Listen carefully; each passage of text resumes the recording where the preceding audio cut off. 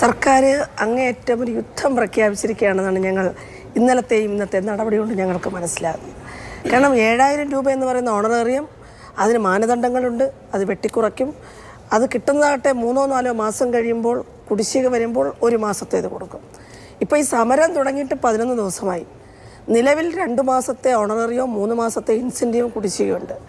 സമരം തുടങ്ങി പിറ്റേ ദിവസം പറഞ്ഞത് ധനവകുപ്പിൻ്റെ ഒരു ഉത്തരവിറക്കിയിട്ട് 3 മാസത്തേത് ഞങ്ങൾ അനുവദിച്ചു എന്ന് പറഞ്ഞു. കഴിഞ്ഞ ദിവസങ്ങളിൽ നമ്മുടെ സോഷ്യൽ മീഡിയയിൽ വലിയ പ്രചരണം നടക്കുകയാണ്. കേരളത്തിൽ 13,200 രൂപ ആശാവർക്കർമാർക്ക് ഓണറേറിയം നൽകുന്നുണ്ടെന്ന് സൈബർ പോരാളികൾ പടച്ചു വിട്ടുകൊണ്ടിരിക്കുക. പക്ഷേ ഇന്ന് വന്ന് 1 മാസത്തെ ഓണറേറിയം 6,300 രൂപ പലർക്കും, 7,000 രൂപ തികച്ച് കിട്ടിയിട്ടില്ലെന്ന് ഓർക്കണം. അപ്പോൾ സാധാരണ ആളുകൾക്ക് നേരത്തെ ഇവിടെ സൂചിപ്പിച്ചതുപോലെ പണിയെടുക്കുന്ന വിഭാഗങ്ങൾക്ക് കൊടുക്കാൻ ഉദ്ദേശിക്കുന്നില്ല എന്ന് വ്യക്തമാക്കുന്നതാണ് ഇന്നലെ PSC ചെയർമാനും അംഗങ്ങൾക്കും ശമ്പള വർധനവ്, അതും ഇത്രയും ലക്ഷങ്ങൾ വാരിക്കൂരി കൊടുക്കാൻ തീരുമാനിച്ചത്. അത് നമ്മളോടുള്ളൊരു യുദ്ധപ്രഖ്യാപനമായിട്ടേ കരുതിയിട്ടുള്ളൂ.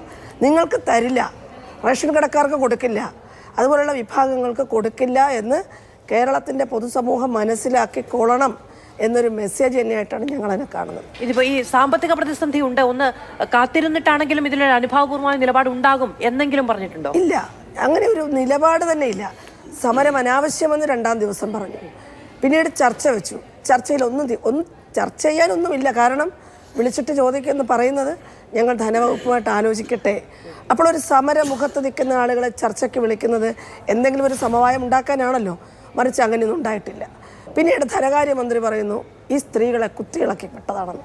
അപ്പോൾ വളരെ അപഹസിക്കുന്ന തരത്തിൽ അടിസ്ഥാന വർഗത്തിന് വേണ്ടി പ്രവർത്തിക്കുന്ന ആളുകൾ, അങ്ങനെയൊക്കെ സമരം ചെയ്ത് വന്നു എന്ന് പറയുന്ന ആളുകൾ സെക്രട്ടേറിയറ്റിന് മുന്നിൽ സമരം ചെയ്യാൻ പാടില്ല, പാവപ്പെട്ടവർക്ക് സമരം ചെയ്യാൻ പാടില്ല, സ്ത്രീകൾക്ക് ബോധമുള്ളവരാണെന്ന് അംഗീകരിക്കാൻ വയ്യ എന്ന് തുടങ്ങി ജനാധിപത്യ വിരുദ്ധമെന്ന് മാത്രമല്ല മനുഷ്യത്വ വിരുദ്ധമായിട്ടുള്ള പ്രസ്താവനകളാണ് സത്യത്തിൽ ഈ നേതാക്കൾ, മന്ത്രിമാർ പുറപ്പെടുവിച്ചുകൊണ്ടിരിക്കുന്നത്. ശരി, അപ്പോഴും ഒരു രാഷ്ട്രീയ ടൂളായിട്ടൊക്കെ കാണാൻ കഴിയുന്നുള്ളൂ ഈ സ്ത്രീകൾ എന്ന് പറയുന്ന ഒരു കോൺസെപ്റ്റ്. ശരി, ഞാൻ വരാം.